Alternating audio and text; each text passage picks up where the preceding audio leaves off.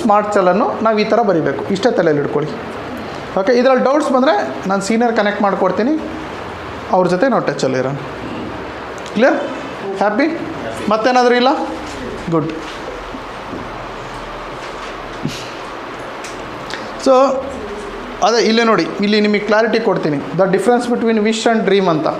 Okay, so ಈ ಆಸೆಗೂ ಮತ್ತು ಕನಸಿಗೂ ಇರೋ ವ್ಯತ್ಯಾಸ ಏನು ಅಂತಂದೇಳಿ.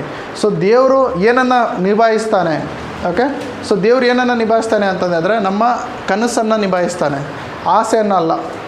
ಈಗ ನೀವು ದೇವರಿಗೆ ಇನ್ನೊಂದು ವಿಷಯ ಏನು ಕೇಳಿದಿರಿ ಅಂತ ಹೇಳಿದ್ರೆ, ದೇವರು ನನಗೆ ಚೆನ್ನಾಗಿಡಪ್ಪ, ಇದೇನು ಆಸೆ, ವಿಶ್. ಅದು ಏನದು? ವಿಶ್. ದೇವರ ನನ್ನ ಬಿಸ್ನೆಸ್ ಚೆನ್ನಾಗಿ ಮಾಡಪ್ಪ, ಅದೇನು ಆಸೆ. ದೇವರ ನನ್ನ ಮಕ್ಕಳಿಗೆ ಚೆನ್ನಾಗಿಡಪ್ಪ, ಆಸೆ. ಓಕೆ, ದೇವರ ನನಗೆ ಆರೋಗ್ಯ ಕೊಡಪ್ಪ, ಆಸೆ. ಗೆಟಿಂಗ್?